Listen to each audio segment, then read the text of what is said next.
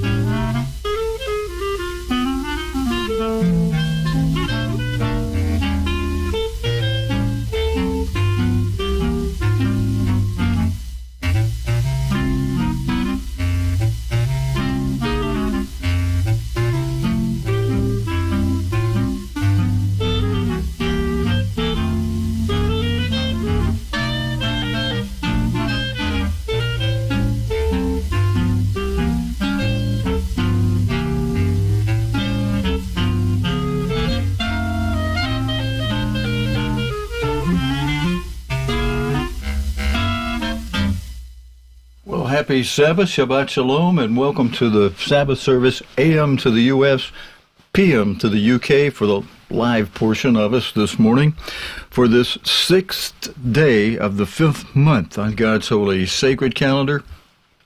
It's the 17th day of July 2021 on that pagan Roman calendar that the whole world practically goes by today, and largely a fulfillment of Revelation 12, verse 9.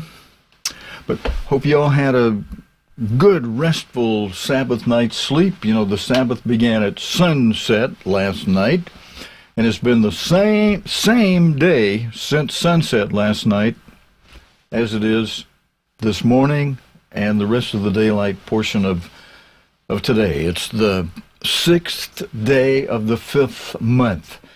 And the next holy day being the first day of the 7th month on God's calendar.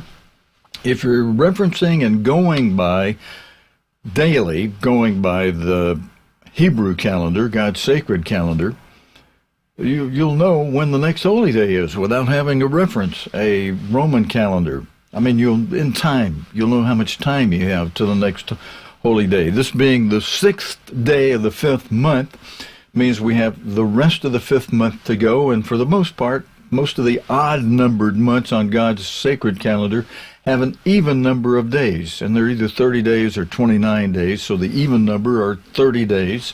So this 5th month has 6 from 30, 24 more days to go for the month. Then we have all of the 6th month, and the 6th month being an even-numbered month has 29 days in it, so we have 24 plus 29 days. What's that? 30 and 23 would be 53. 53 days to go to the next holy day. And if you divide 53 by 7, that's 7 weeks plus a few days. 7 weeks plus 4 days. So, a little less than 8 weeks to go. A little less than 2 months to go to the next holy day. First day of the 7th month, feast of... Somebody fill in the blanks out there. Are you on top of your holy days? Feast of Trumpets. That sound right to you? Then 9 days later, on the 10th day of the 7th month, we have the day of... At what? At one mint, atonement.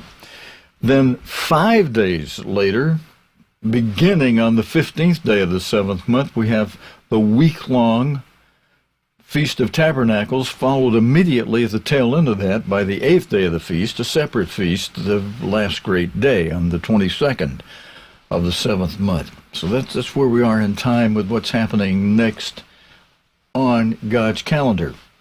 Where are we in time on prophecy? We're just ahead of the next major event in prophecy, the opening of the 5th seal, referred to or called the Great tribulation, the greatest time of trouble on this earth since the beginning, its foundation and the creation of man, until this time just ahead of us when the fifth seal opens up. No, nor ever after. Christ said no time after this great tribulation would ever be as bad a time of trouble as what's just ahead of us.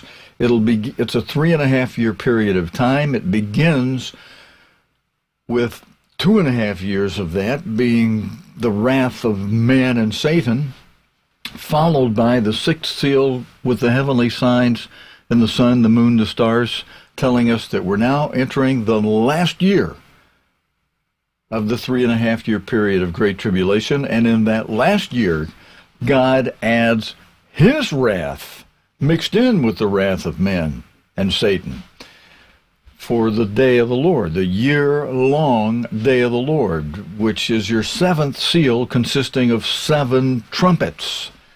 And Christ returning at the beginning of the 7th trumpet when he brings with him the angel with the 7 vials and pours out the 7 last plagues. Christ is here when that happens. And those of us who are called to the spring harvest, who are counted worthy to stand before the Son of Man, will be transformed at that time. So, you escape not only, you can escape not only the Great Tribulation, the first 2.5 years, but at the end of that 3.5-year period of the Day of the Lord portion of it, you will have escaped the 7 last plagues by being transformed from flesh to spirit and being with Christ as he has the angels pour out those 7.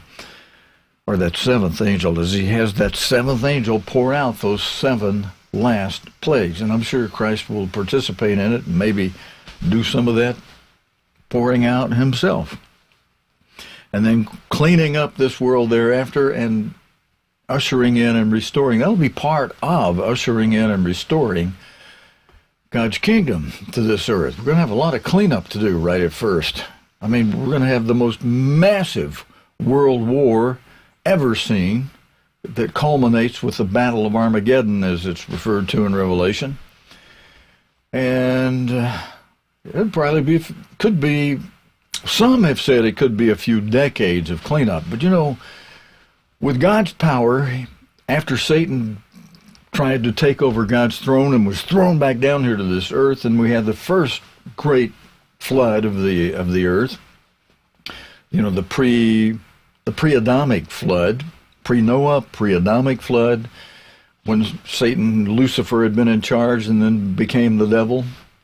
God cleared that up. He cleaned that up in a 6-day period of time. So, we'll see how that works when we get there. There's some things in the future. We don't have to understand every minute detail of it.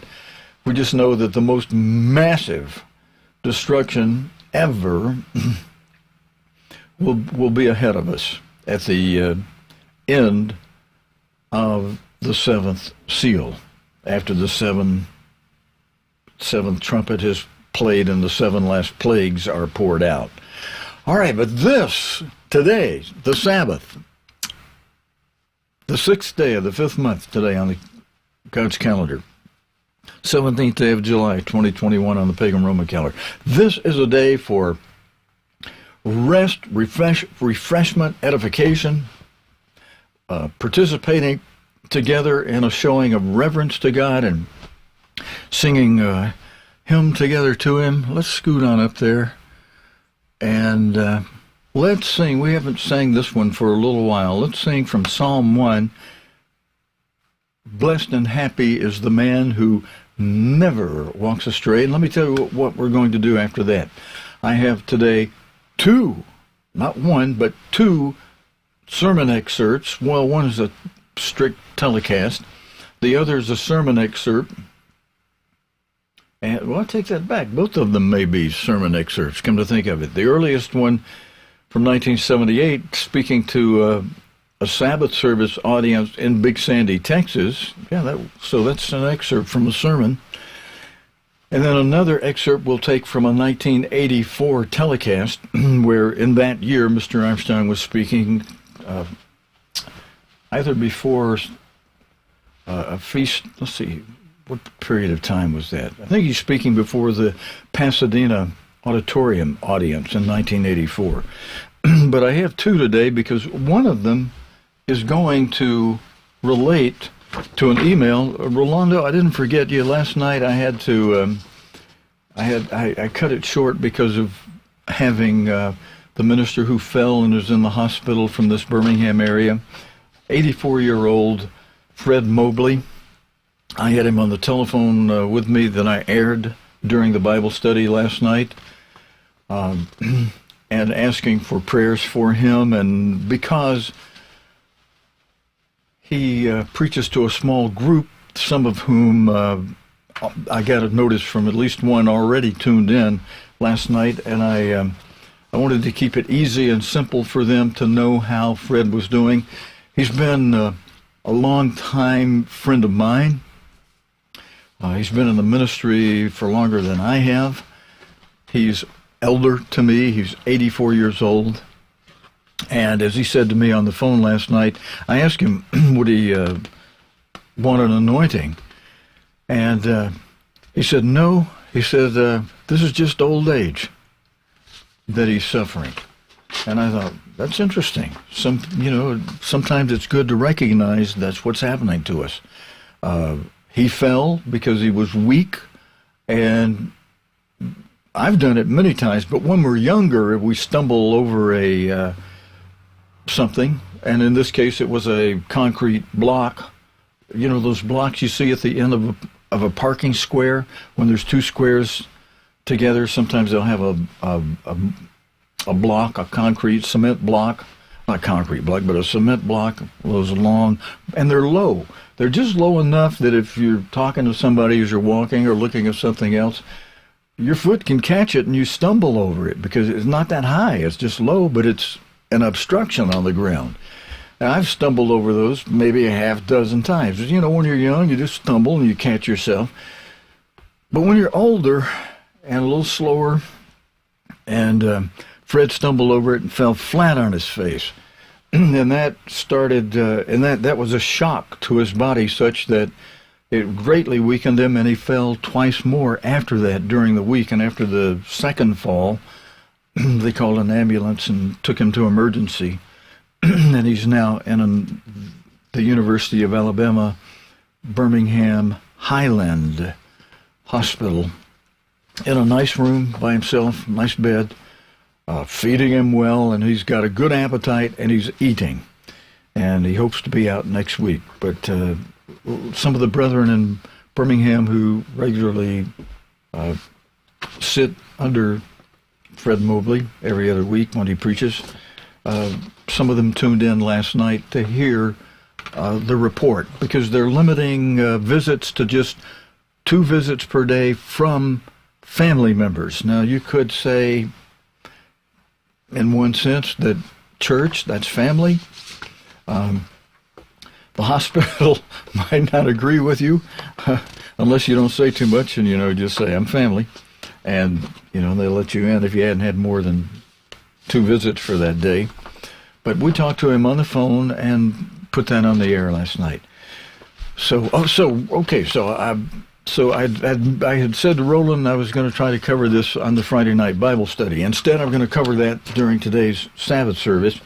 And since it relates very heavily to the booklet, well, in fact, it is a question regarding the booklet Mr. Armstrong wrote entitled The United States and British Commonwealth in Prophecy. The title may have gone through some revision and changes through the years to be the U.S. and U.K. in prophecy, or the United States and Britain in prophecy. Originally, it was entitled The United States and British Commonwealth in Prophecy. And we would abbreviate that in mail reading to be U.S. and USBC. That was the way we would code if somebody on the telephone in 800 watts line answering would ask for United States and British Commonwealth in Prophecy after one of Mr. Armstrong's telecasts offering that. We just code it with once USBC. And let's sing a hymn first, and then I'll read you Roland's email, which I told Roland I would do, and so he didn't object to that. So, and it'll be helpful. Frankly, I think Roland already knew the answer, especially after I wrote to him and he wrote back to me. I think he really already maybe knew the answer, but he wanted it confirmed. And by mentioning to Rolando that I would share this, I think he saw that, yeah, that would be beneficial. People this needs to be referenced and mentioned, his question. I'll read it after we sing this hymn together from Psalm 1. Blessed and happy, let's get that Lord third out of the way. Blessed and happy is the man who never walks astray.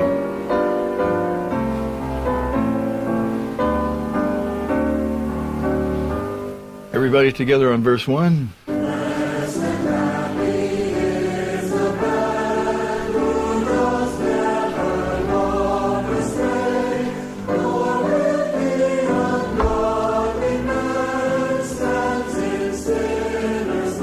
Everybody on the chorus. All he does prospers well, but the wicked are not so.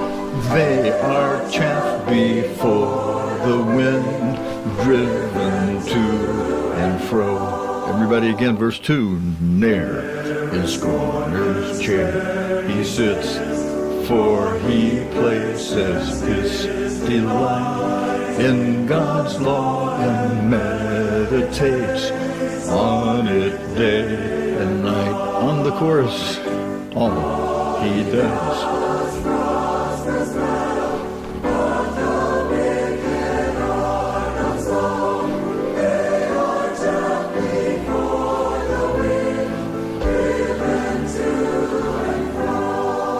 Everybody, verse 3. He shall be a tree that grows, planted by the riverside, which in season yields its fruit, green its leaves abide. Everybody on the chorus, I can't hear you guys in New York. Sing out a little louder if you will hear. All he does prospers well. I hear you now. But the wicked are not so. They are chaff before the wind, driven to and fro. All right, I was playing a little bit with my friends, our future brethren, Dale and Patrick Caracas in New York. Hope you guys are doing well. They had a little tiff with some local people in their local area last night who... boy, the world is turning mad. People are just, it's the least little thing. They are ready to stomp and romp and chew you out. You need to come on down to Birmingham. People are still somewhat relaxed here. I mean, well, you can run into places where you run into that, but overall, different from New York, where people have this uptightness about them. It seems overall. I've been there. I spent 6 months in New York. And that's some years ago, and it was uptight then, and it's only gotten worse, especially as I hear from some of you some of the things happening up there. Whoosh!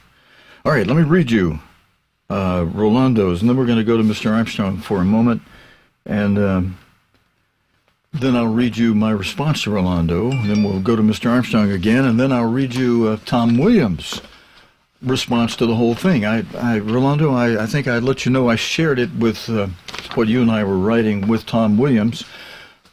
Tom Williams is now living in Seattle, Washington, but Tom Williams worked for more than 20 years.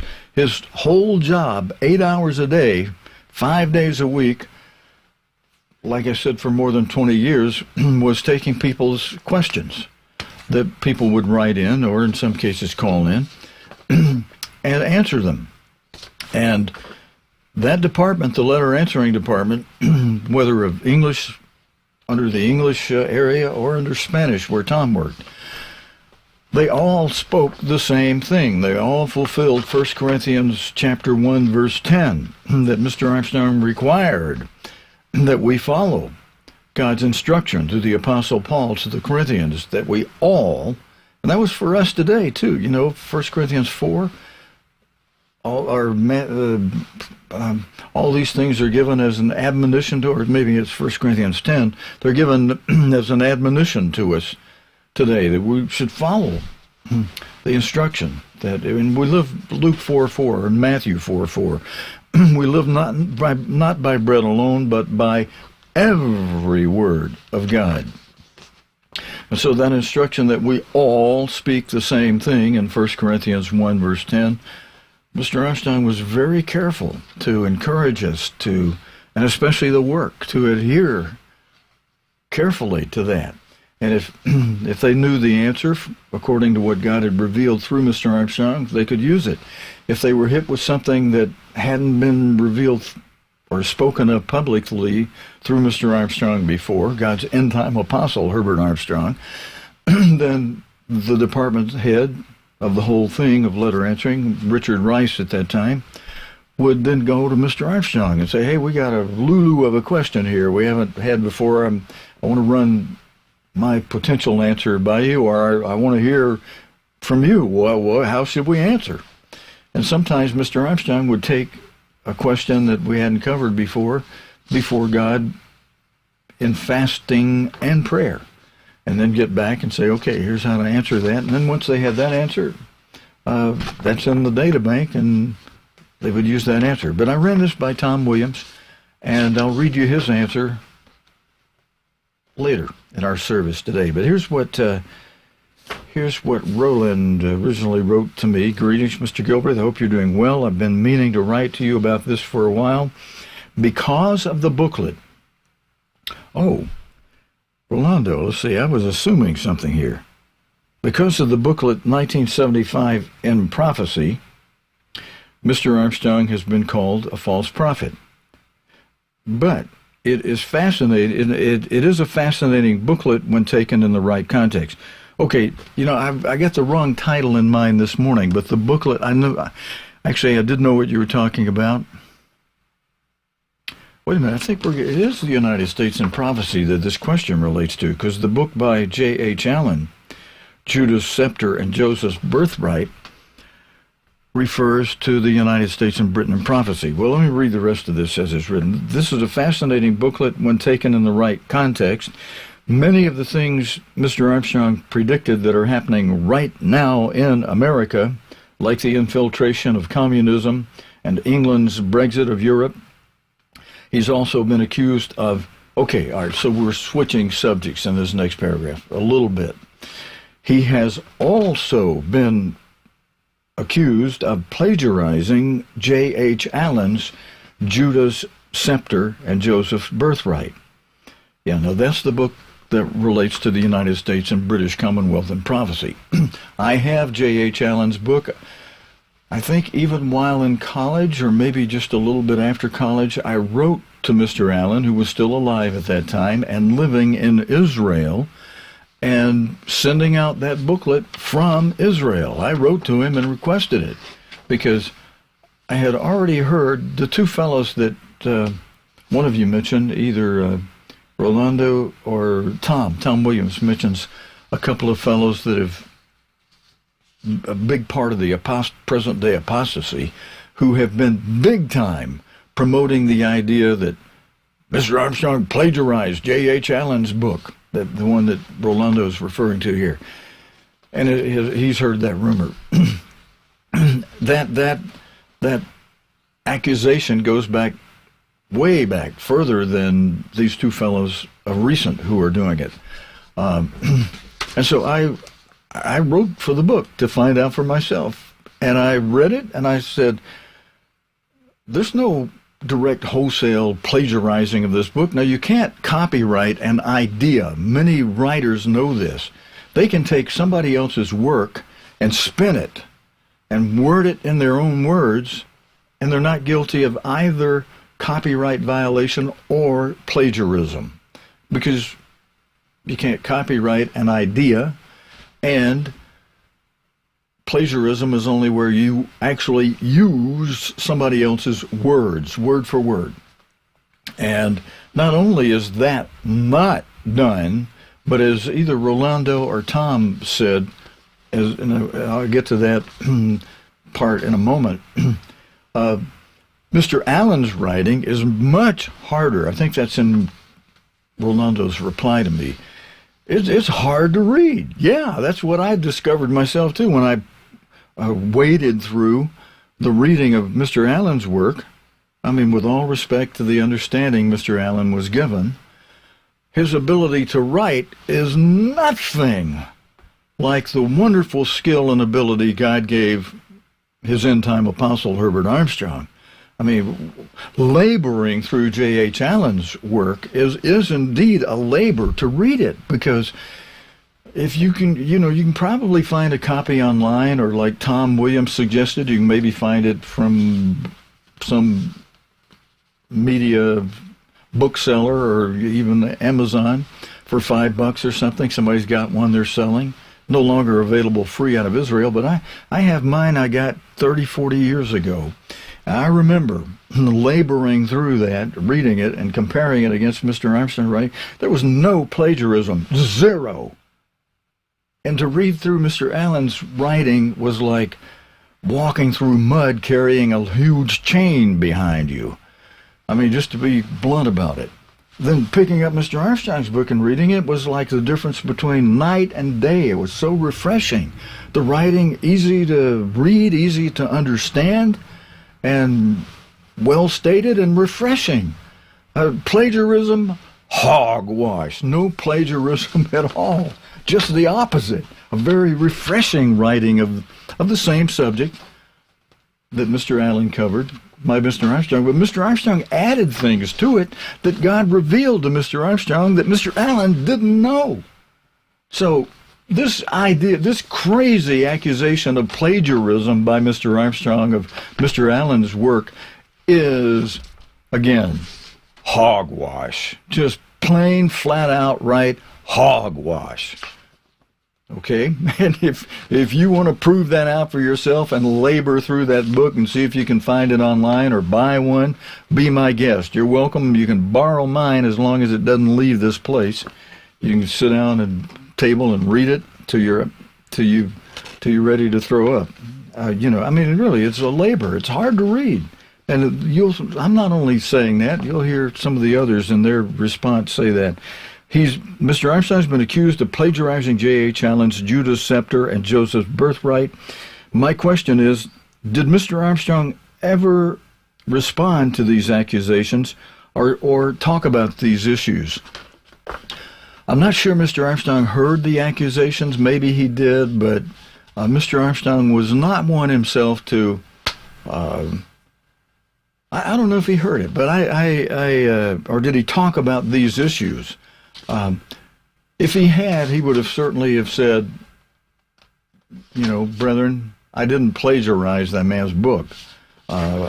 He wrote for himself. And Mr. Armstrong was one who believed in a multitude of counsel. So he would have read Mr. Allen's book. He would have read and he mentioned other things in his autobiography that he read where he learned about who the 12 tribes were. Even somebody in his radio audience wrote into him and said, Mr. Armstrong, don't you understand who the 12 tribes are? And gave some information on how to find that information. And he was probably reading other information before he saw Mr. Allen's book. So the idea didn't originate from Mr. Allen for Mr. Armstrong, and Mr. Armstrong definitely did not plagiarize Mr. Allen's book. A simple reading of laboring through Mr. Allen's book and then reading Mr. Armstrong's book, you'll see, no, the idea is the same, but the words are refreshingly different. All right, with all respect to Mr. Allen, who, shared truth in the best way he could, kudos, a salute. But God calls a spade, and God gives a man a gift whom he gives a gift to, and God did not give the gift of writing to Mr. Allen. I'm sorry to say, Mr. Allen, to the late Mr. Allen. I've been looking in the COG-TV and YouTube archives, but I did not find anything. I don't know if you could address this in a Bible study. Well, I intended to last night, Rolando, and that's why next morning here on the Sabbath service. I'm covering it here. I think it's a good Sabbath service subject.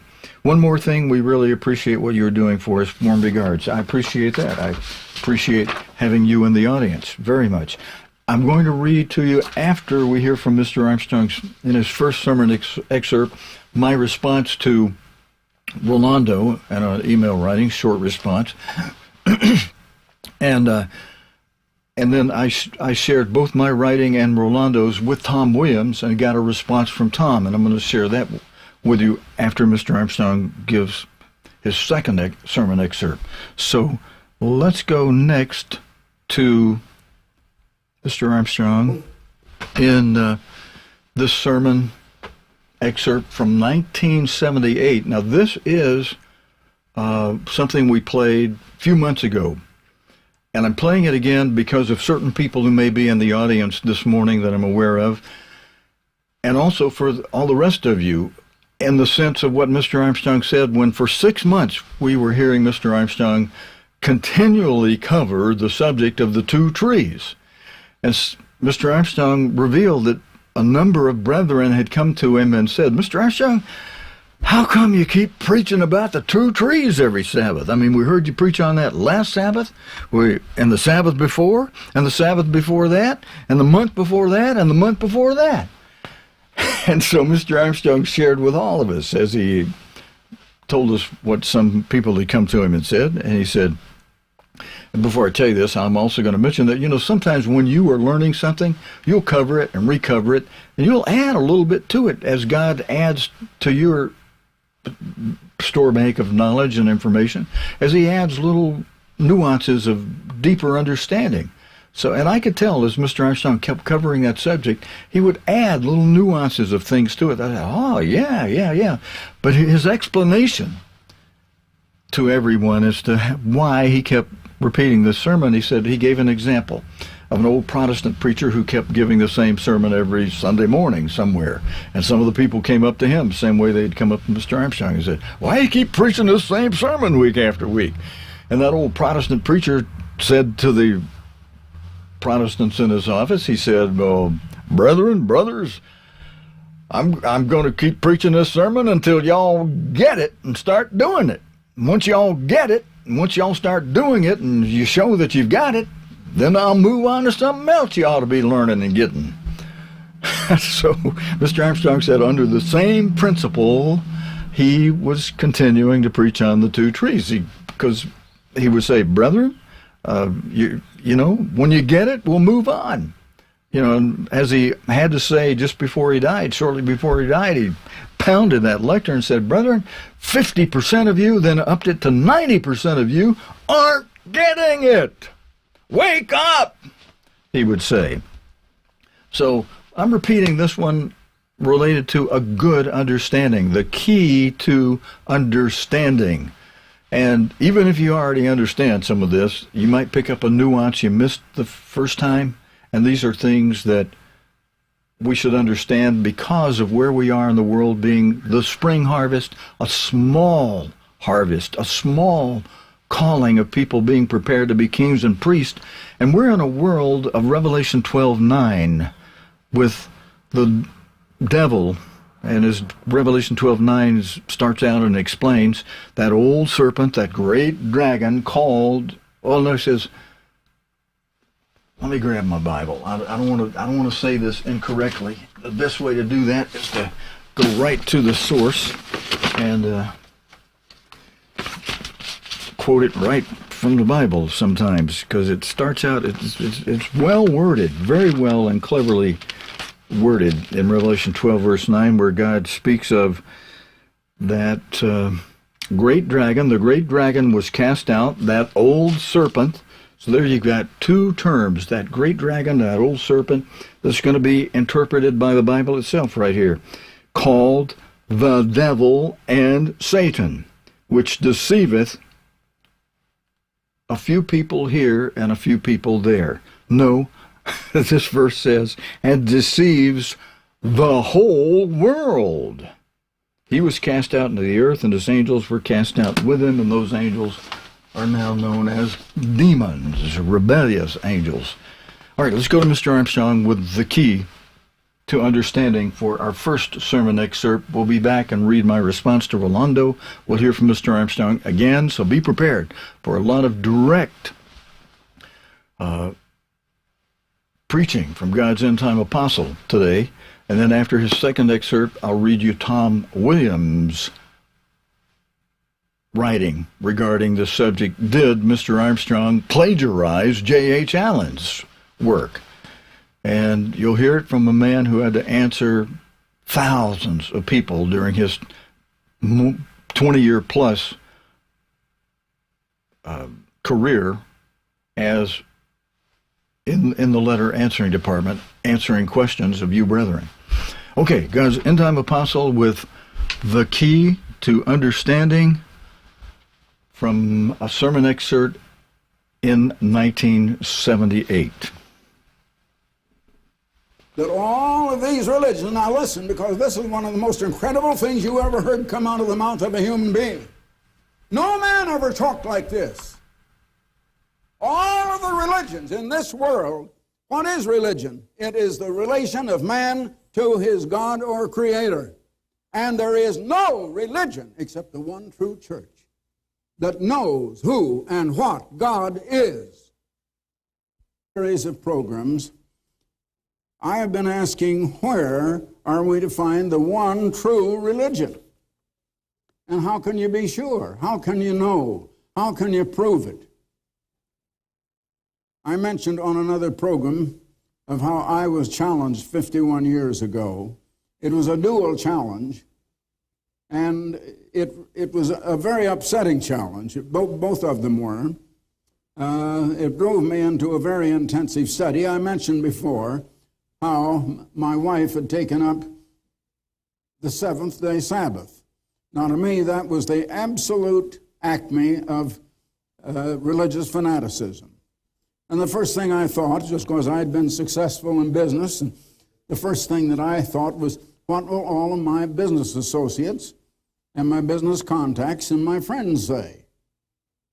I thought if they found my wife had gone into religious fanaticism, that would just be a terrible thing. And I think that when anyone hears of God's truth, that's about the first thing they think of, what will all my friends say? Because usually you find you have to give that all up if you're going to come to the real truth. Then I was challenged on this theory, doctrine, whatever you want to call it, of evolution. Now, evolution has been accepted in all of the so-called academic and the intellectual circles as if it were true. And indeed, they believe it's true. Well, I devoted a very intensive study. It was like I was fighting for my very life, and indeed I really was, but I didn't realize it then. I was fighting to hold my marriage because I didn't believe in divorce. As a matter of fact, in my family, there had been no divorce and remarriage anywhere within the family of my in-laws or cousins, aunts, uncles, anywhere that I can think of. There had never been such a thing. And, of course, I was pretty well going along with what I'd been taught ever since childhood. Anyway, it took me 6 months before I came to the answer. Now, as I went into evolution, my head began to swim. I found they had some convincing arguments, but later I found that's precisely what they were, arguments. And I began to doubt whether there is a God, and I began to realize I never had proved whether God exists. I'd been taught it ever since I was a child or a baby, as far back as I could remember. I'd been brought up in church and Sunday school till I was 18, then I dropped out and lost all interest. And to me, you know, I just took for granted that there was a God. And now I began to wonder. I said, well, I've never really proved it. How can I be sure that there is a God? I decided I had to know. Now, I had delved into the writings, of course, of Darwin and Spencer and Huxley and Haeckel and Lyell and Vogt and Chamberlain and all of the other great authorities on evolution. And as I say, they had arguments. Well, I had arguments about the Sabbath question, but they didn't seem to faze my wife, not a bit. She said she found what she had in the Bible.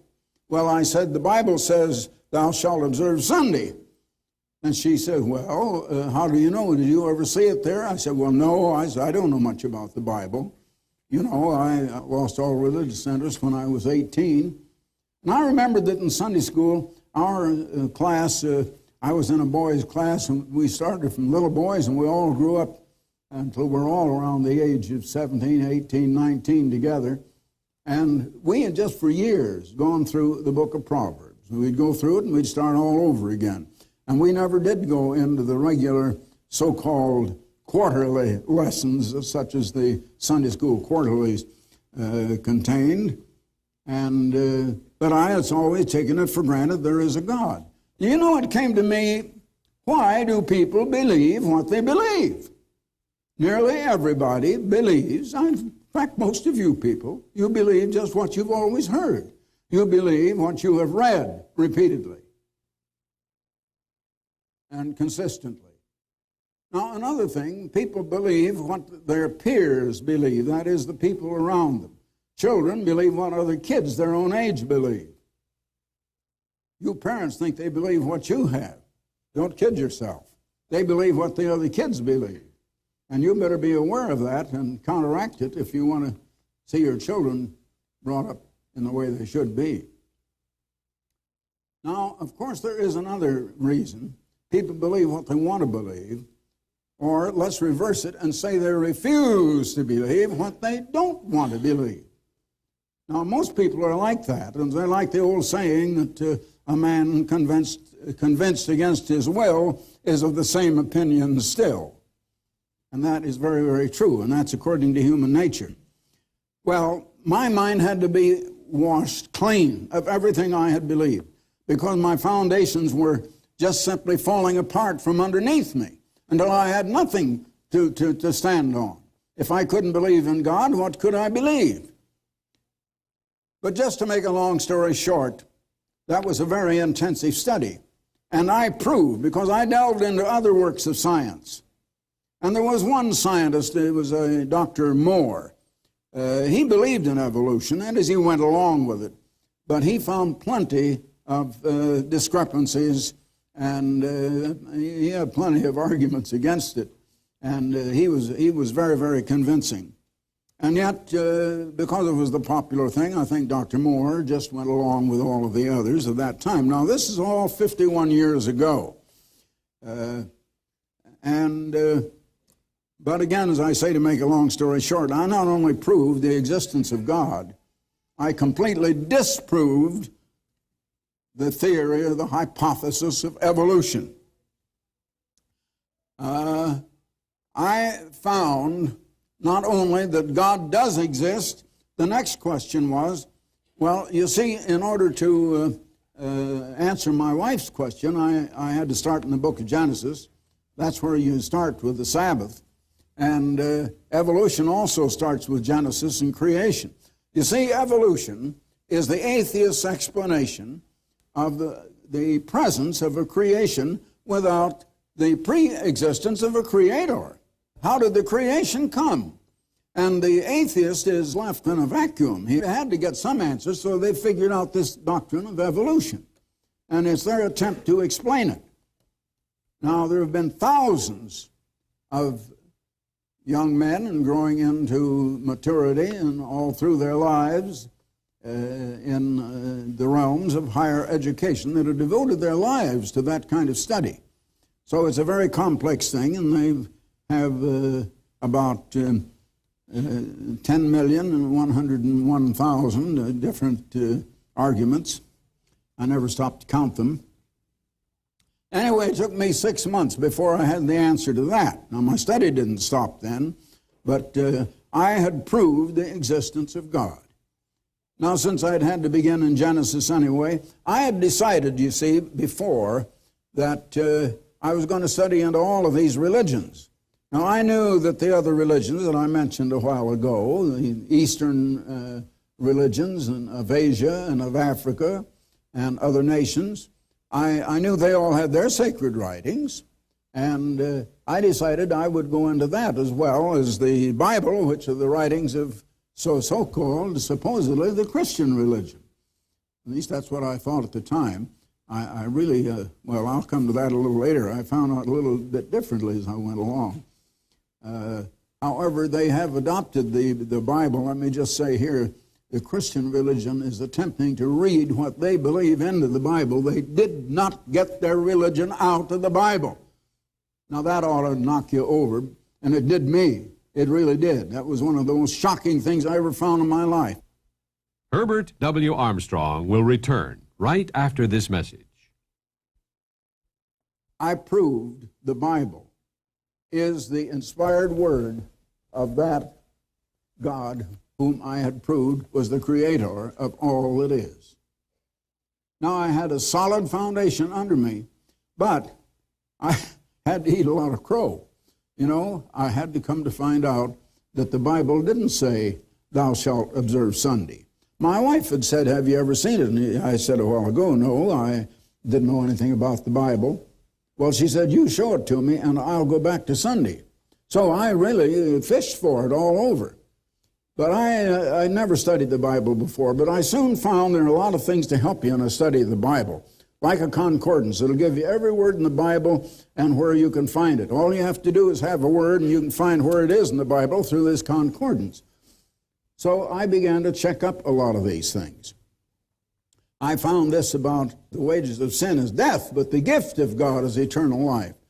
Now I said, I don't need a gift because I'm an immortal soul, or I have an immortal soul. So I began to look up the word soul in the concordance. And I found two places where the word is used, where it just says in the same words, the soul that sinneth, it shall die. A soul will die. Then I found that God had said to Adam that if he took the forbidden fruit, he would die. Now, he didn't say your body will die, but you'll go off to heaven or something like that. He just said you will die, the conscious man. And so, as I say, my head really was swimming for a while, but I finally found that what the churches are saying is just the exact identical opposite in most important cases of what the Bible says. Now that is a shocker. That ought to knock anyone off the so-called Christmas tree. But then I had to find how wrong I had been. And as I say, my mind was swept clean. I had taken a beating. I had been conquered. You know, I think that most people who call themselves Christians and profess Christianity, you know how I think they came into it? I don't think they came into it the way I did. I don't think they found they had to take a beating and eat crow, so to speak, and to admit how wrong they were. I think they have seen, perhaps they've heard me preach, they've heard our message, they've read our literature, and they say, well, now that makes sense, and indeed it does. It does make sense. And I say, well, now that sounds right to me, and so I'm so good, and in my goodness, I'm going to accept that because it's right, because it's good. I think most people have never come to really repent. I think most people that even claim Christianity, and let me tell you, all of you listening to me, you had better examine yourselves and see, how did you come to believe what you believe? I began to realize that I had just assumed what I believed, and now I had to prove it. And when I proved it, I found what I didn't want to believe. And I came to believe what was proved, whether I wanted it or whether I didn't want it. You tell me any founder of a religion or any leader, of a worldwide leader of a religion, who ever came to his belief like that. Go ahead and tell me, write me, tell me. I'd like to know, because I never heard of one. That isn't the way most people come to what they believe at all. They don't prove it, and prove it even against their own wishes and their own desires. But my mind became into a condition where it was swept clean, and where I saw the Bible was the Word of the Creator God, that it is absolutely infallible, and that I could rely on what it says. Now I had a solid foundation under me, and from now on I just had to study what does it say. Now I hear a lot of discussion these days about being liberal or conservative. I wrote a man who was concerned about that question just the other day, and I said, well, I'll tell you. I don't claim to be liberal or conservative. I just believe what the Bible says. Jesus Christ is the living Word of God. The Bible is the written Word of God, and it is Jesus Christ and His Word in writing. And I believe what it says. If it says the wages of sin is death, I believe it's death and not eternal life in hellfire. I just came to believe these things because I proved it. I had proved the existence of God. I had proved the authenticity and the authority of the Bible.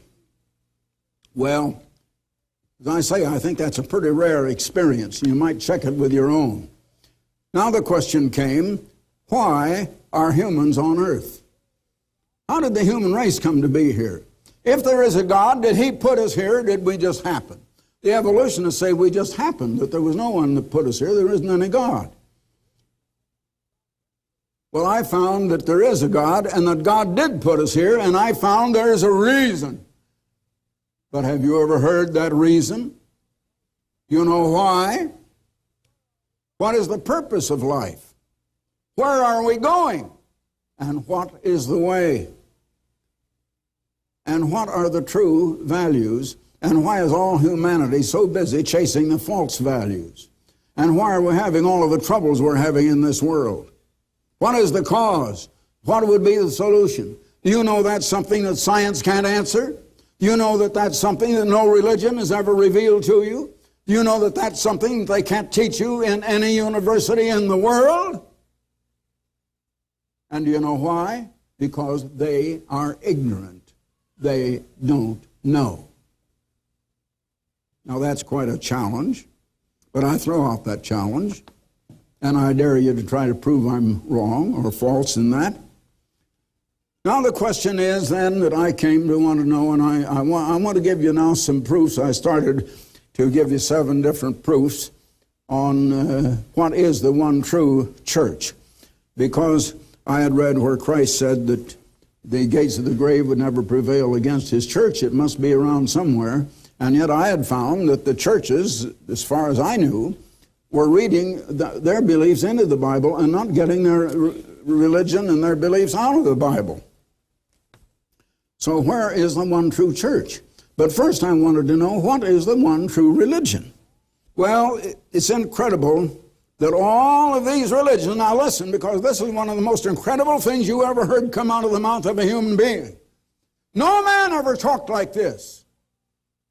All of the religions in this world, what is religion? It is the relation of man to his God or Creator. And there is no religion except the one true church that knows who and what God is. Herbert W. Armstrong will return right after this message. I think there could be nothing more jolting than to think that of all of the world's religions, when religion is the worship of God, or the supernatural, that there is no religion that knows as such who or what is God. And even in Christianity, there's only one church, and that's the original true church that Jesus Christ Himself raised up in 31 A.D. Now the intellectuals of Athens, way back in ancient Greece, and you know, the real intellectuals in the world in those days were in Greece, and especially in Athens. And a group would always meet up on Mars Hill. I haven't been up there, but I've been just across the Areopagus and other places. Anyway, I've been all around and seen it many, many times. And the Apostle Paul happened to be over in Athens. And there were people there, and I'd like to read you his experience. Here were people that had their religion. These were the intellectuals. They were the scholarly people of their time. And we'll begin here in the 18th verse. Then certain philosophers of the Epicureans and of the Stoics encountered Paul, and some said, "What will this babbler say?" And some said, "Well, he seemeth to be a setter forth of strange gods, because he preached unto them Jesus and the resurrection." And they took him, and they brought him unto Areopagus, saying, "May we know what is this new doctrine whereof thou speakest? For thou bringest certain strange things to our ears, and we would know wherefore these things mean." Of course, they were probably sneering. They were sarcastic. They weren't going to believe a word no matter what he said, one way or the other anyway. For the Athenians and the strangers which were there spent their time in nothing else but either to tell or to hear some new thing. Then Paul stood in the midst of Mars Hill, and he said, "Ye men of Athens, I perceive that in all things you are too superstitious." Superstitious. They were ignorant, and yet they were the intellectuals. "For I perceive, I passed by, and behold your devotions, I found an altar with the inscription, 'To the unknown God.'" They did not know who God is. "Whom therefore you ignorantly worship, him declare I unto you, God that made the world and all things therein, seeing that he is the Lord of heaven and earth, dwelleth not in temples made with hands, out of physical buildings of stone or brick or wood or clay or whatever. Neither is worshipped with men's hands, as though he had need of anything, seeing he giveth to all life and breath and all things." He's the source of life, the source of breath. That's where your breath comes from. "And hath made of one blood all the nations of men for to dwell on the face of the earth, and hath determined the times before appointed and the bounds unto their habitation," and so on. Paul was not taken back. They tried to make fun of him. They tried to ridicule him. But he just said, "I perceive you are so ignorant." And let me tell you, the men who are the most highly educated and the most intellectual men in the world today are actually the most ignorant. This doctrine of evolution. It is their foundation. It is their approach. It is their starting point. They view everything through it as the eyeglasses through which they see everything. And they're bound to get it all out of focus looking through a false eyeglass like that. Well, in my initial 6-month study of evolution and the Bible, my mind had been opened. And I did not know, I had not proved, but I looked into this as Paul said, and here's what I found. Paul said pretty well who God is. This verse is 24 to 26 that I just read. Let me read it again. "God that made the world and all things therein, seeing that he is Lord of heaven and earth, dwelleth not in temples made with hands, neither is worshipped with men's hands, as though he had need of anything, seeing he gives to all life and breath and all things, and have made of one blood all the people and the nations on earth." Now I learned not only that God is creator, but God is the revealer of basic knowledge. And I tell you why the greatest intellects are the most ignorant. It's because they don't believe God. And it's because they have the one spirit that imparts the power of intellect to a physical human brain, which no animal has. So they have very great minds and mind power, but they are limited and they are confined to the physical and the material. Only what they can see or hear, smell, taste, feel, or touch. And you can't see spirit, and you can't hear spirit, and you can't touch it or feel it, smell it, or taste it. So the result is, how are you going to know anything about spirit? Normally, naturally, you simply cannot. There is another spirit, and God intended that we should receive that other spirit, the Holy Spirit of God. That's the very spirit that comes from God, when will beget us with God life, a new kind of life. And in this life now, as long as we're in flesh and blood, we can only be begotten children of God, never born. By the way, a lot of people wonder what it is to be born again, and almost nobody understands that. You know, sometimes I just wonder if anybody understands anything. People believe so many things that are absolutely not true. It's ridiculous. What do you mean, born again? That with you until next time. This is Herbert W. Armstrong saying goodbye, friends.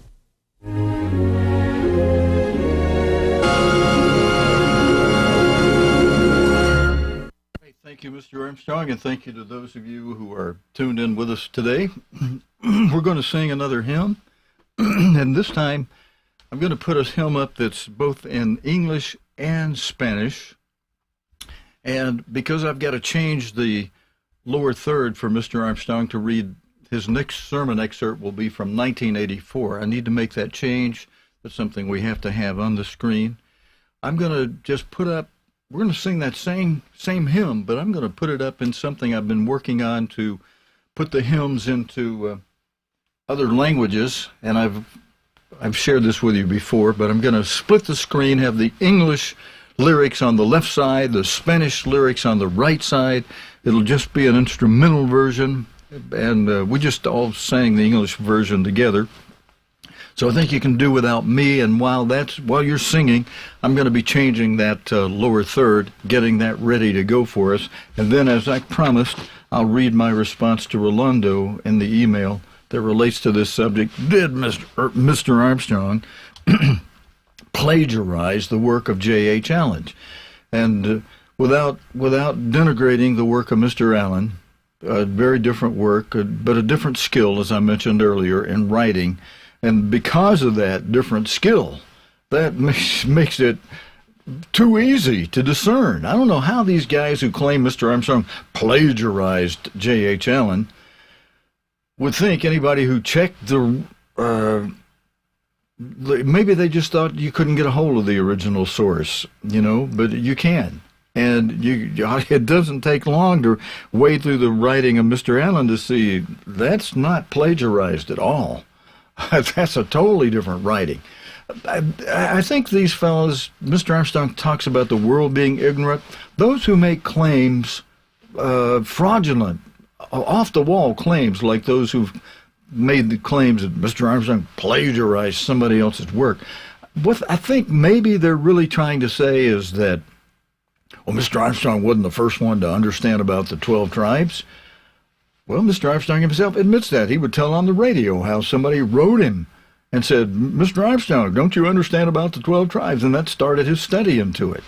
So God allowed people to nudge Mr. Armstrong to more truth, and God helped Mr. Armstrong see, well, what do you know? That is true. And then with the power of speaking through radio and television that God gave Mr. Armstrong, fulfilling where God said, I will open a door that no man can shut, even though other people may have known it before Mr. Armstrong knew it. Even some through the eras may have known certain things, like who the 10 hidden tribes were, and the others that were scattered.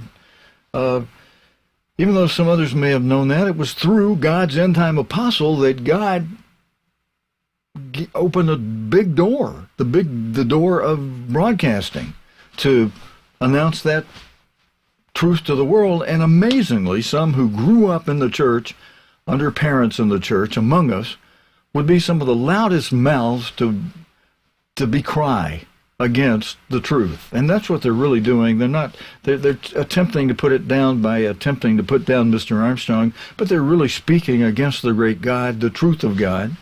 And if you can understand and see, oh, that's what they're trying to do, you can just, and you see they're doing it very ignorantly. They don't even understand what plagiarizing is. Plagiarizing is wholesale copying of somebody else's words. And ideas cannot be copyrighted. I mean, look, there are some men claiming to be God's new apostle, which they are not, who have rewritten all of Mr. Armstrong's books, thinking, oh, yeah, we'll get around the copyright claims that the apostates might have. Well, you know, God loosened that up and caused the apostates to say, we don't give two hoots about these copyrights. We'll take a little money for some of them and, you know, and we'll put a lot of stuff in the public domain, and we just want these physical assets we can sell and make us a big retirement thing with.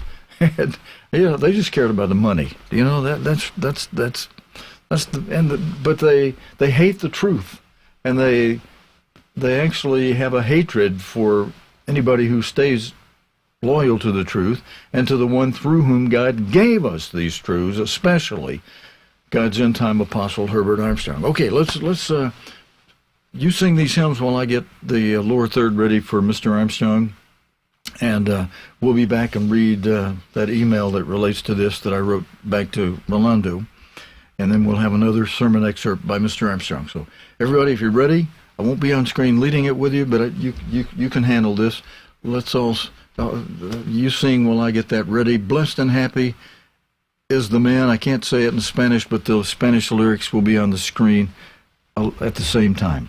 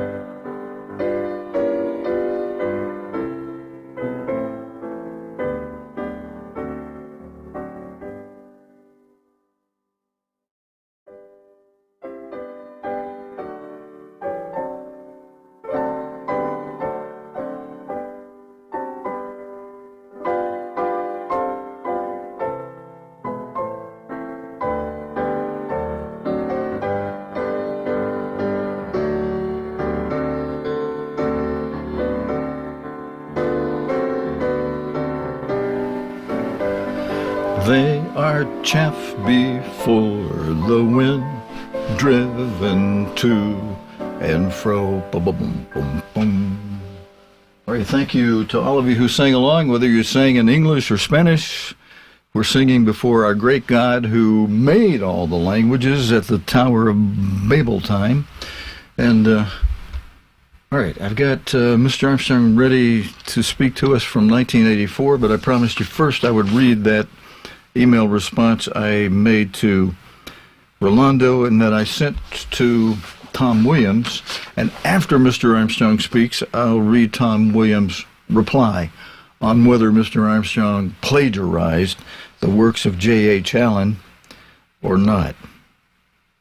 Oh, I think you'll like Tom's answer very much. I'm glancing at it now, but here's what I wrote back to Rolando. Thank you for this writing. I'll plan to address your question below in the next Bible study, which, as I said, I just deferred it over from last night's Bible study to this morning, and perhaps more of you hear it this way. I believe you'll find beneficial what I can tell you and a sneak preview or advanced brief of what I will say about plagiarism is much in Mr. Armstrong's favor. I have a copy of J.H. Allen's Judah's Scepter and Joseph's Birthright that I requested, and he, Mr. Allen, mailed to me from Israel some 4 decades or so ago. Even though the overall idea, I put it in all caps, the overall idea is the same about who the lost tribes are, the lost 10 tribes, the actual writing of Mr. Armstrong is far from plagiarism. Mr. Armstrong's writing style is much easier to read. Mr. Allen's writing style is like heavy and verbose or wordy. And brethren, there's a lot of you that have read that book. I think you'll hear, let's see, Rolando actually responded to that and was concurring. He found the same thing. Hard to read, hard to wade through and read. That's just a fact. What I would and will say is something like this. People are much too ready to cry. Well, I should have said 200 instead of 2TO. People are much too ready to cry plagiarism whenever someone is writing about the same thing another person has written about. An idea, as I said to you earlier, I wrote in my email back to Rolando, an idea cannot be copyrighted. Exact wording can. There's nothing plagiaristic about putting the same idea into writing in your own words, even though it's the same idea or subject that someone else has spoken or written about. I mean, that same is true with songs. You hear one song rendered or sang by one person or orchestra, and another rendition sung or recorded by a different band or orchestra and singer. You know, it's that's not plagiarism. You're singing somebody else's song. You're singing a different rendition of it. This is God's truth, whether written in verbose style by J.H. Allen or later with greater understanding to it in an easy-to-read manner by God's end-time apostle, Herbert Armstrong.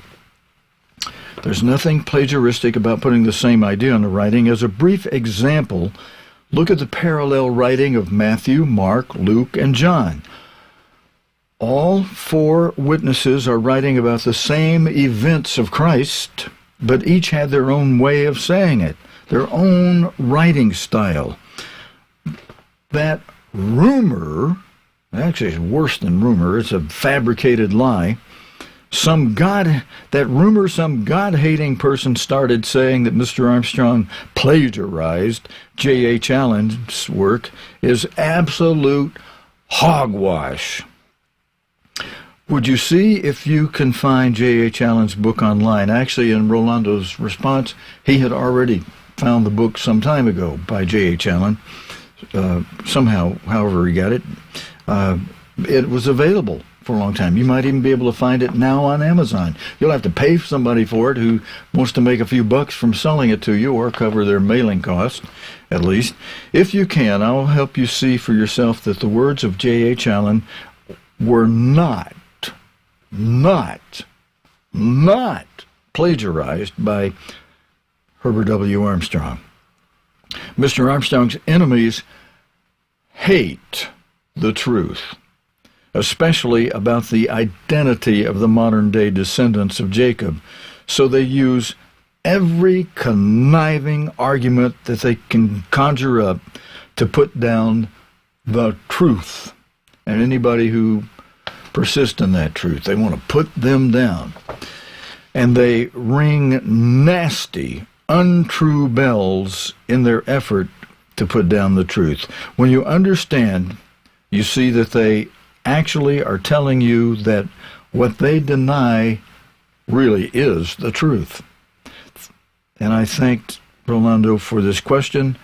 More during this week's Bible study and Sabbath service this morning, God willing. Sincere regards, Stephen Lloyd Gilbreath. Okay, and when we come back, let's see. All right, yeah, there's Rolando's original writing. When we come back after Mr. Armstrong speaks in this next sermon excerpt, I'll read you the writing after Tom saw both Rolando's question and my response to Rolando, Tom Williams had a very good response as to whether Mr. Armstrong plagiarized J.H. Allen or not. And I think you'll like Tom Williams' answer. Again, Tom Williams worked more than 20 years, 8 hours a day, 5 days a week, at headquarters in Pasadena under Mr. Armstrong in the letter answering department, the Spanish part of it. But they all had to speak the same thing. They were all under Richard Rice, under Herbert Armstrong. Okay, so we're going to go. I've got the labels changed to 1984. Let me check that here. I think we got both of them. Speaking in 1984, here is God's end-time apostle speaking on what relates to this email we're covering about, did he plagiarize J.H. Allen, who wrote that book on Judah's Scepter. And Mr. Armstrong, in this program today, is going to offer the book United States and British Commonwealth and Prophecy, and he's going to talk about that subject in this sermon excerpt from 1984. God's end-time apostle, Herbert W. Armstrong.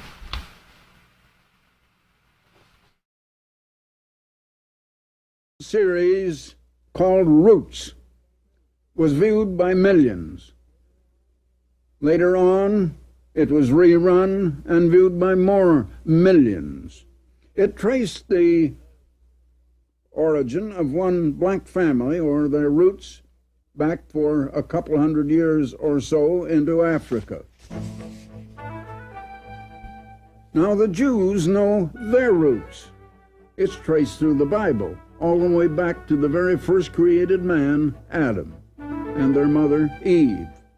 Also, the Arabs know that almost every Arab knows he is descended from Ishmael, and Ishmael was a son of Abraham mentioned in the Bible, and through that they have their roots all the way back to the first created man, Adam. Also, the Turkish people are generally known to be descended from Esau. They have their roots in Esau, and Esau is mentioned in the Bible, and you have his genealogy all the way back to the first created man, Adam. But where are our roots? Where are the roots of the American people, the Canadians, the English, and the people of northwestern Europe, even of Germany? Why is our identity lost? Why is it we do not know where we are? Our identity is lost while other people can trace their ancestry and their roots all the way back. Well, I'm going to give you the answer. Because our roots can be traced, and we can come to know who we are, and I'm prepared to reveal that truth to you. Now, the Jews are pretty well recognized for who they are because of their recognition and continued recognition of the seventh-day Sabbath. It's known in so many quarters even as the Jewish Sabbath. Did you know that the first place in all of the Bible where the word Jews is mentioned is in the Bible in 2 Kings 16, verses 5 and 6. That's 2 Kings 16, verses 5 and 6. If you go back to some of the roots of Israel, and the first place where the name Jew is mentioned is in this particular scripture. I'll quote it. Then Rezin, king of Syria, and Pekah, the son of Remaliah, the king of Israel, came to Jerusalem to war, and they besieged Ahaz, who was the king in Jerusalem, but they could not overcome him. At that time, Rezin, the king of Syria, now allied with Israel, recovered Elath to Syria and drave the Jews from Elath. Now there's the first place the Jews are mentioned, and they're at war with the ally of Israel. Israel is there allied with Syria. And Israel's ally drove the Jews from Elath. And the Syrians came to Elath and dwelt there unto this day, as you read in 2 Kings 16:6. The first place where Jews are mentioned, they were at war against Israel. Now, can you imagine that? The Jews at war against Israel. Why, doesn't everybody think that the Jews are Israel? But the truth is they are not. The Jews are not Israel at all. And it's time we get some of these identities straightened out. After King Solomon of Israel died, his son Rehoboam came to the throne. Solomon had taxed the people very greatly. As a matter of fact, he had overtaxed them. And he was living in greater and more gorgeous splendor than any king ever had. The people of Israel sent their representative to King Rehoboam, the son of Solomon, who now was the king, and they said to him, "If you will lighten our taxes and not put this burden on us like your father Solomon did, we will serve you. But if you do not, and if you're going to continue to tax us, we are going to reject you as our king. You will not be our king any longer." Rehoboam consulted the old men, and they advised him to give in and bring down the taxes. Then he consulted the young men, and they said, "Oh, tell them where to go to." And so he said to them, "My father laid the taxes on you, but I'm going to make it a whole lot worse. I'm going to lay heavier taxes on you." And then Israel rejected him as king. And they took the man who had been, well, today we would call him the prime minister under Solomon. His name was Jeroboam. And they made him the king. And they set up the capital in Samaria, the city of Samaria, north of Jerusalem, some several miles north of Jerusalem. And they rejected Rehoboam as king. At that time, the tribe of Judah seceded from Israel and became the kingdom of Judah. They took a new name. They became known as the kingdom of Judah. Now the tribe of Benjamin went with them, because they were located, adjoining them in territory anyway. And the first thing that the new king Jeroboam did was to change the seventh month festivals of Israel, which was the Feast of Tabernacles, to the 8th month.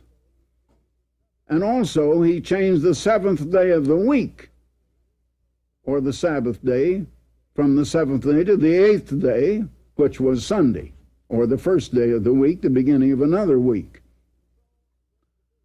And so a great division was made.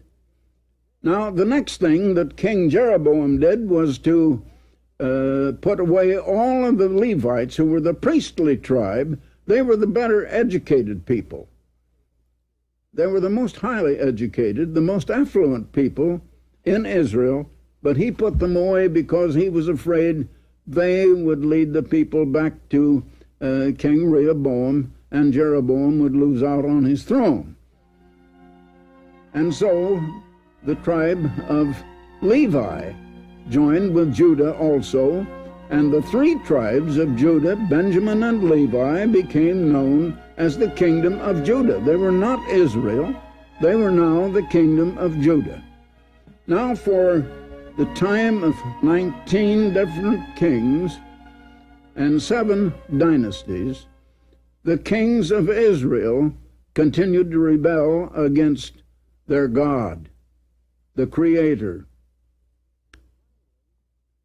And finally, God had warned them that he would drive them out, and finally he did. And now we trace the history of what happened in 2 Kings, the 17th chapter, beginning with verse 5.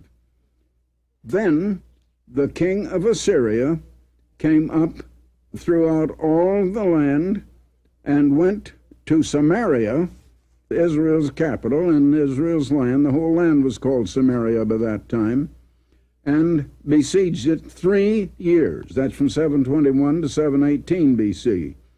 In the 9th year of Hoshea, the king of Israel, the king of Assyria took Samaria and carried Israel, no, not the Jews, carried Israel away into Assyria and placed them in Halah and in Habor by the river of Gozan. Well, this was in the southern shores, near the general area, the southern shores of the Caspian Sea, and in the cities of the Medes. Therefore, the Lord, or the Eternal, was very angry with Israel and removed them out of his sight. There was none left but the tribe of Judah only, or the kingdom of Judah. They were left with their capital in Jerusalem, and that was all of Israel that was left in Palestine, in that land, the original so-called Holy Land. Now continuing in verse 23, until the Lord removed Israel out of his sight, as he had said by all the servants, the prophets, so was Israel, now not the Jews, but Israel, carried away out of their own land to Assyria unto this day. That is the day that this was written. And the king of Assyria brought men from Babylon, and from Cutha, and from Ava, and from Hamath, and from Sepharvaim, and placed them in the cities of Samaria, instead of the children of Israel. In other words, the people called Israel had been moved out of their land. Now they had dwelt in the land called Samaria, and only the kingdom of Judah remained in Judea, or the land surrounding Jerusalem. But Samaria was in northern Palestine, and they were all moved from their farms, from their cities, from their homes, over to the southern shores of the Caspian Sea, and placed them, that is, these Gentiles from Babylon and other cities over there, and placed them in the cities of Samaria, instead of the children of Israel. And they possessed Samaria and dwelt in the cities thereof. Now, they were the ones that were called Samaritans in the time of Christ. Now, the Jews in the time of Christ were from the kingdom of Judah. And they are the ones that Christ came to, his own. Christ himself was of the tribe of Judah, and he came to his own, who received him not. So, the nation Israel finally lost its identity. It was driven out away from God. They lost their identity and became known as the lost 10 tribes. God, meantime, had made an everlasting covenant with Israel. It's recorded back in Exodus 31. He had made a covenant with them that was for all eternity, an everlasting covenant with all Israel. This was long before the division between Israel and Judah. This goes clear back into the days of Moses. Now I want to read you that covenant.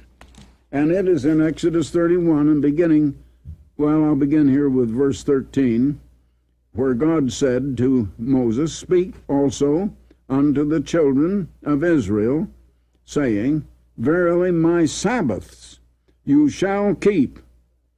For it, that is the Sabbath, is a sign between me, that is God, and the children of Israel throughout your generations, that you may know that I am the Lord that doth sanctify you, or that I am the Lord that sets you apart from other nations.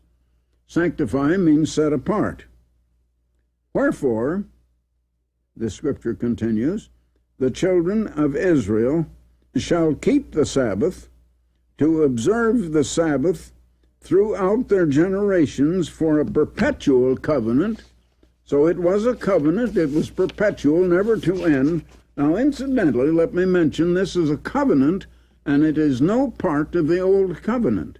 It was made after the Old Covenant had been, well, we might say signed, sealed, and ratified by blood, as you read back in the 23rd, 24th chapters of Exodus. And this is in Exodus 31. Now, verse 17, it is a sign between me, that is God, and the children of Israel forever.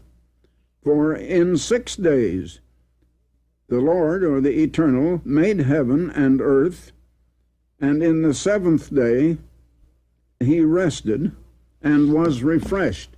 Now, a sign is an identifying mark. A retail merchant hangs a sign out in front of his store. Oh, it might say Jones and Company Furniture. It tells and identifies who owns it. Jones owns it, Jones and Company. And what is it? It's a furniture store. Or it might say drugs or whatever. And so it was made an everlasting covenant. It was no part of the old covenant, which was abolished at the cross. It was a separate covenant that was eternal and, as a matter of fact, continues on today, if you know who Israel is. Now, the main nation, Israel, had lost its identity, and the Jewish people from the tribe of Judah, Benjamin and Levi only remained. They were all that remained in the land of Palestine.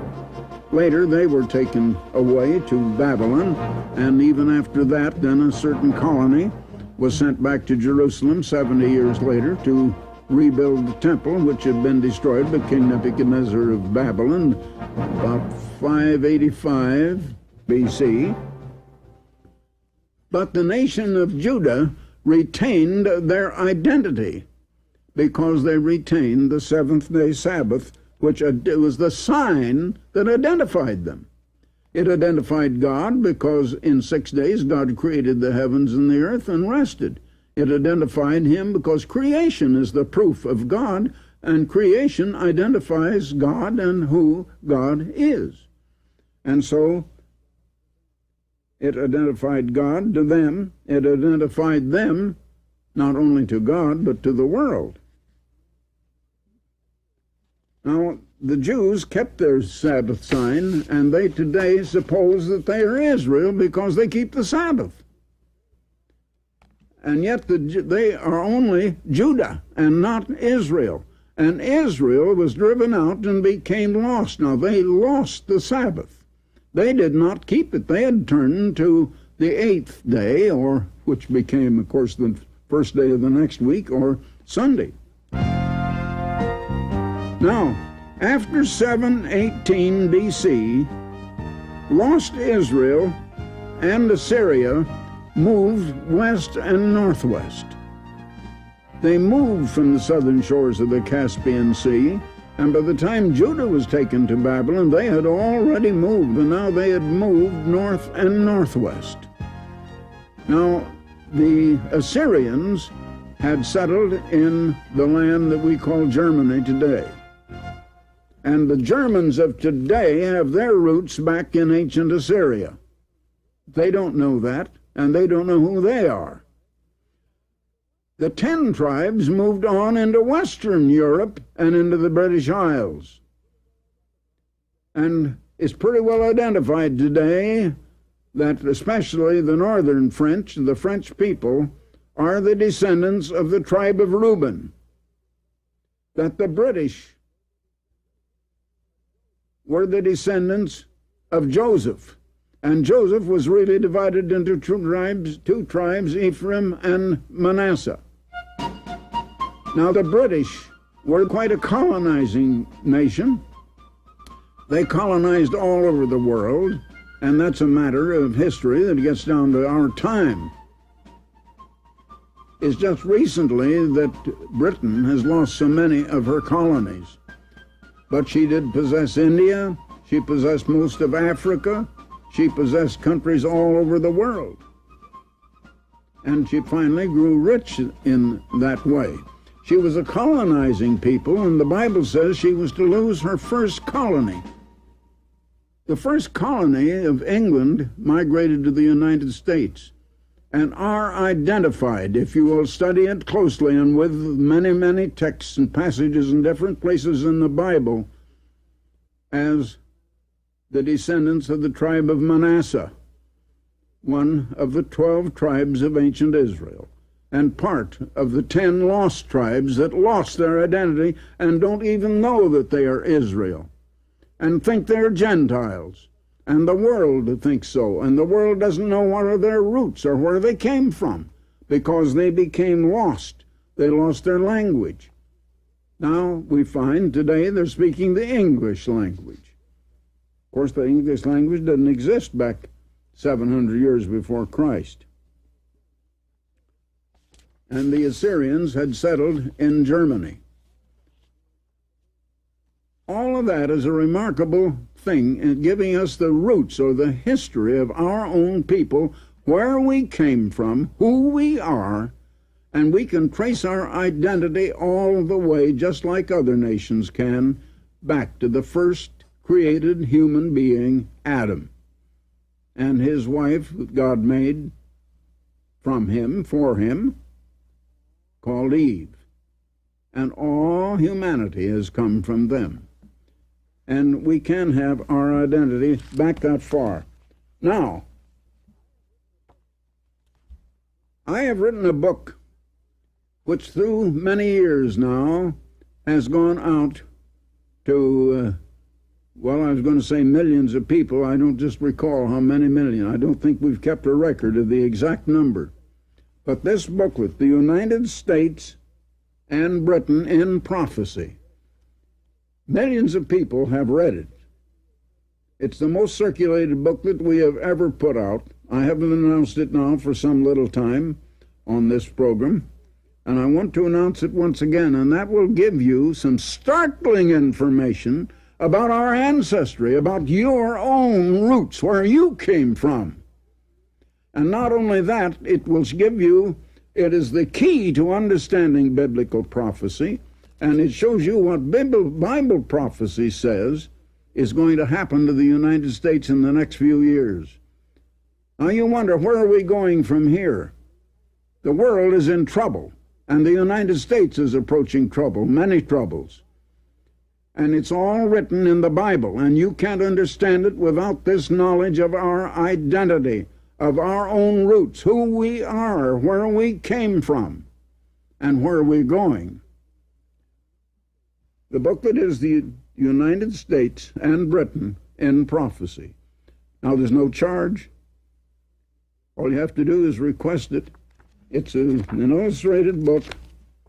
It's a good many pages, and it will not only identify you and give you the key to understanding all prophecies, but it specifically pinpoints the United States and where we are mentioned as nations, the British and the American people, in biblical prophecy, and what is going to happen in the next few years. What already has happened in Britain is recorded there incidentally. Now, at the same time, I want to send you another booklet along with it. Where is the true church today? I've said something about that in recent programs. The true church of God has had great difficulty. It has been a persecuted church, and great false churches have risen up. But Jesus Christ said that the gates of the grave would never prevail against his church, and it does still exist today. Where is it? This booklet will tell you that. Herbert W. Armstrong. Goodbye, friends. All right, thank you again, Mr. Armstrong. Thank you for those of you who are tuned in here with us today for this Sabbath service featuring primarily God's end-time apostle. And we're taking an email that one of our longtime good regular viewers, and I appreciate the many thumbs up you give us, Rolando, wrote an email that I think is good for all of us to review this morning. And I promised you I'd have Tom. You know, at the end of that program, I wish I could kind of like replay that last 30 seconds or 1 minute where Mr. Armstrong talked about the true Church of God being a persecuted church. And you know, amazingly, right as if it were from within the church, from amidst us, those who had got the power of the authority of the assets of the church and made themselves a false church. They've changed the name to something that doesn't include Church of God and went very much against us. They like to make wild statements that preceded them. Others said this before them, that awful rumor that is not true. Many of you know and can see it's not true. Mr. Armstrong did not plagiarize the writing of J.H. Allen. But here's how Tom Williams responded to this. Let's see. Okay, all right. Tom, Rolando, I'm going to read this part, even though it's kind of like Tom saying something positive to me here, because Tom gave me a thumbs up on what I wrote back to you. Stephen, very good response for Rolando Farfan, who sounds genuinely concerned about enemies, including JJ and MF. I'm just using the initials. Tom spelled it out, JJ being the son of the pastor general who went very apostate, and MF, who accused Mr. Armstrong of simply plagiarizing what J.H. Allen had written. Let's see. Actually, this part, Tom is just figuring it'd be hard for you to get a copy of that book, Rolando. He doesn't realize that you actually had gotten that book some years ago. I suspect that Rolando will have a hard time finding that book available online. I had suggested to Rolando that he'd look for it online. But then again, he might strike gold in finding some eBay seller offering it for $5 or so. Whether that's the case out there, or eBay or Amazon or whoever might find, you know, it. I have a copy, as I've mentioned. Any of you really want to see it, I don't have it all digitized and online, but I've got the actual writing, the actual book of J.H. Allen here, and as I said earlier, Mr. Armstrong did not plagiarize that hard-to-read book. You know, even the Apostle Paul made a reference to some of Peter's writings as being hard, difficult to understand. I mean, that's right in the Bible. So, you know, you call a spade, but, you know, God had a plan to reveal those hard-to-understand writings of Peter through a later apostle in the end time, Herbert Armstrong, who God has given a very clear understanding. Regarding Mr. Armstrong's, back to Tom Williams' response to both our writings, Rolando, yours and mine, regarding Mr. Armstrong's use of other sources in writing of the United States and Britain in prophecy, I was always impressed by the fact that he, Mr. Armstrong, had to use a lot of time and effort in separating the wheat from the chaff from those other sources, including the Allen book.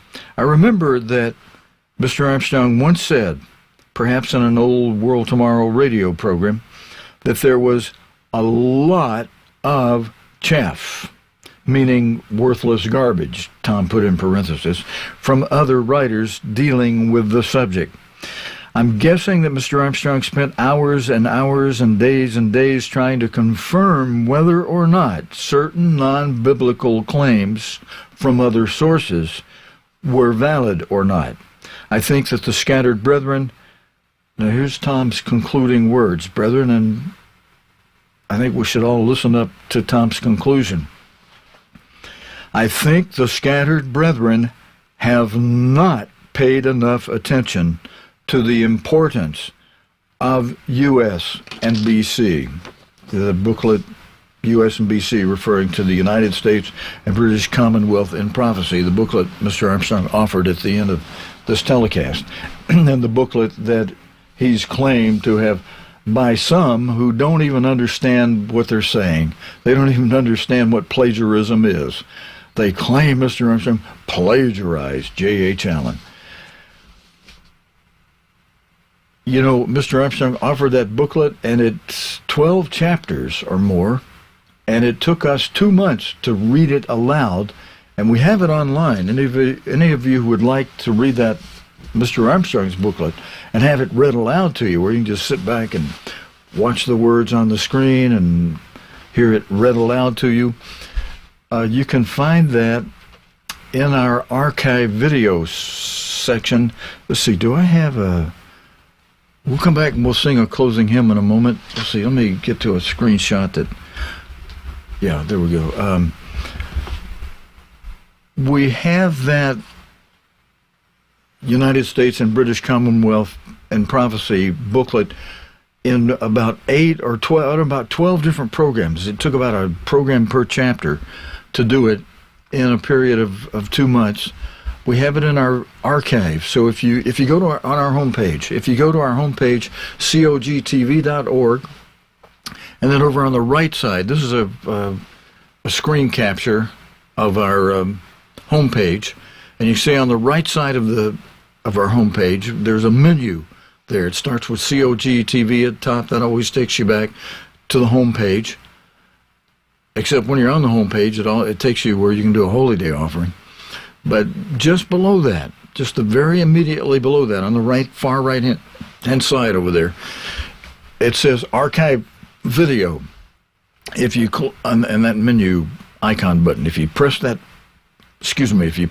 button, that'll take you to our archive video page, and if you scroll down on the left side where we have the Sabbath services, just keep scrolling down and you'll find, I think it's last year, you'll find a section week after week for about 8 weeks where we're covering the United States and British Commonwealth and Prophecy. You might want to start that today and split it up into the next 12 weeks, next 3 months, and just read a chapter each Sabbath, or if you got plenty of time for Bible study, do a chapter a day, and in the next 2 weeks, next 12 days, you'll have the whole book read aloud to you. That's if you want to have us read it to you. Just look for each chapter of the United States and British Commonwealth and Prophecy from our archive video. We've done that for you.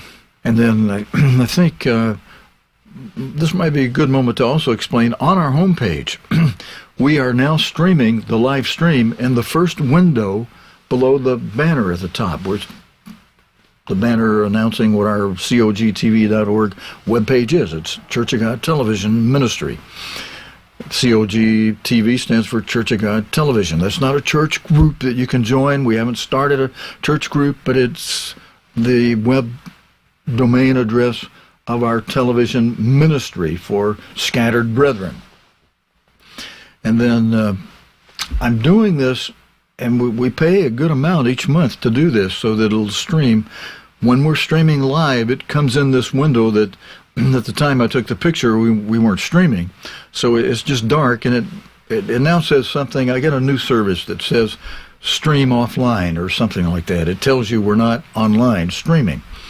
But when we are streaming, our signal just automatically comes through that little window area there.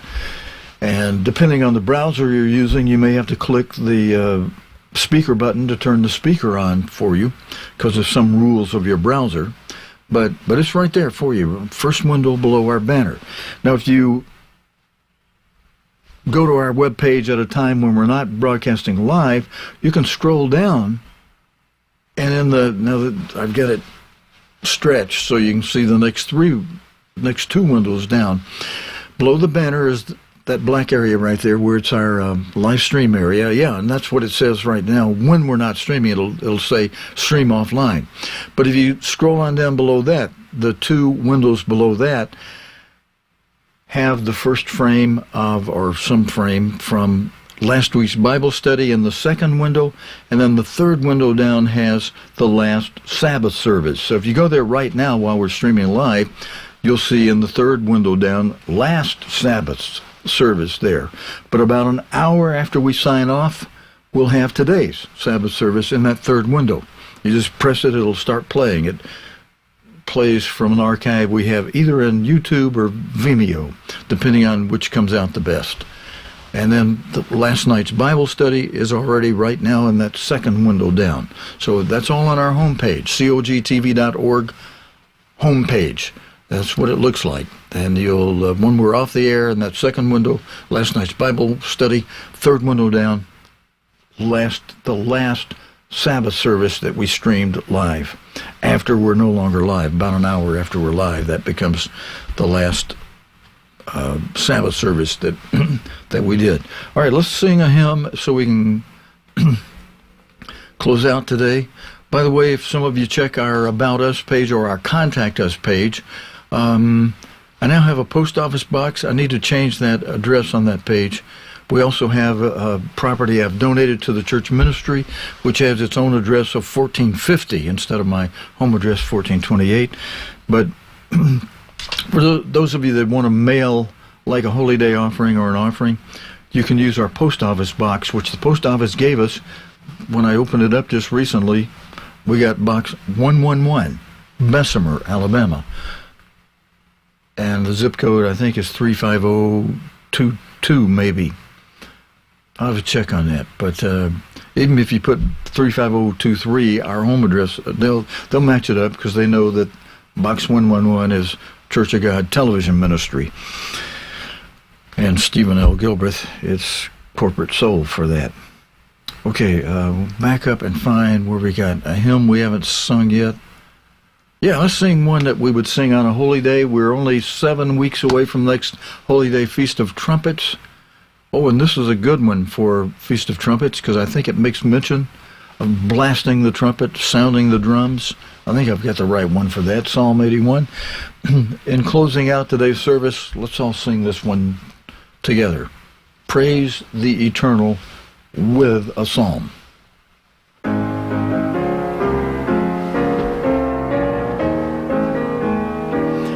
Everybody together on verse 1.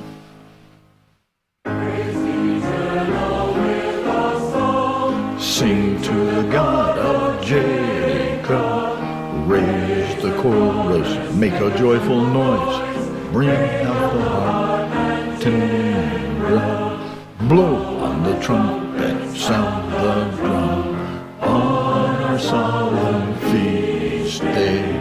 This is a statute and a law which God has ordained for Israel. Verse 2, everybody, hear, O my people, hear my voice. I will admonish Israel. You shall have no other foreign gods. I am the God who freed you. When you were troubled, you did call. I delivered Israel. God answered in the secret place with thunder. He did command them. Everybody, verse 3. I am the God who brought you out from the land of Egypt. Hear, O Israel, open wide your mouth. I surely then will fill it. But Israel would not heed God. They would have their own ways. Oh, if they only had obeyed, their God would have surely freed them. Everybody's finished heartily on verse 4. Praise. Sing to the God of Jacob. Raise the chorus, make a joyful noise. Bring out the harp and timbrel. Blow on the trumpet, sound the drum. On a solemn feast day, this is the statute and the law which God has ordained for Israel. My brethren, thank you to those of you who sang along with us. And let me see, how are we doing on time? You know, we have time if you're really in a jubilant Sabbath spirit today, thankful that even though we're scattered, God has not allowed the gates of hell to banish his church. We're still here. We're scattered, but we're alive. And God has, as part of the next major event in prophecy, a promise tied to it from Luke 21, verse 36, that if you'll do the two prerequisites in that verse, if you'll watch and pray always, you can be accounted worthy to escape. And with that accounted worthy to escape, God provides the way by which we'll escape. I'll put that verse up on the screen in a moment. In fact, I'll just pop it up for just a second right here. Luke 21:36. Watch and pray always, so that you may be accounted worthy of two great things. In time order, first of all, to be worthy to escape all these things that shall come to pass, beginning with the opening of the fifth seal, Great Tribulation, and then at the end of that, toward the end of that, on the seventh trump of the seventh seal, to be accounted worthy to stand before the Son of Man in the first resurrection. But you can even escape that next major event in prophecy, that Great Tribulation, if you do the prerequisites, watch and pray, that you may be accounted worthy to escape. See, the way this is worded, you can clearly see it's a prerequisite, two prerequisites, watching and praying. All right, we have time to sing this closing hymn together. Let's sing related to praising the eternal, something especially to do on a holy day, but also on a regular weekly Sabbath, which is also a holy day, but not an annual holy day, a weekly holy day. Let's praise him in Psalm. From Psalm 9, I will praise thee, O eternal.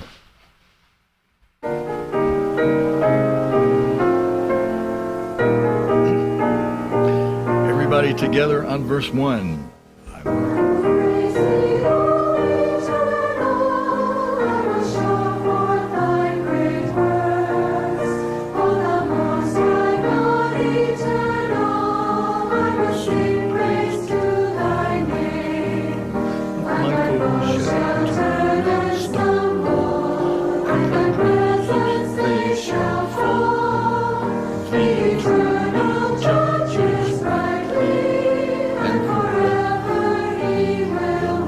Everybody on verse 2, the eternal lives forever.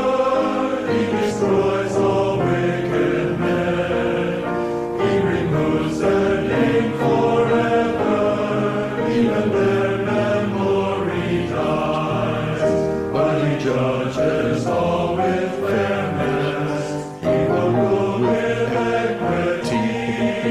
All his name shall trust him. He will not forsake his own. Everybody, verse 3, to the Lord. Sing to him and praise his name. Tell his deeds among the nations. Tell all his glorious works. He avenges all his people. He will not forget their cries. To the Lord who dwells in Zion, sing to him and praise his name.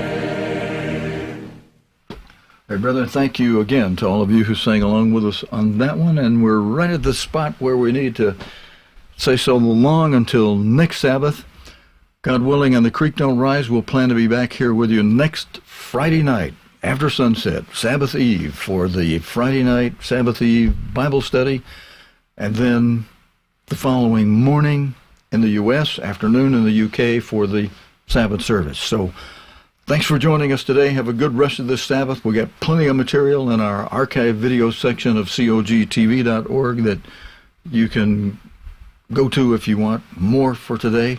And until next time, your host for Sabbath services, Stephen Lloyd Gilbreath. Thank you for joining us.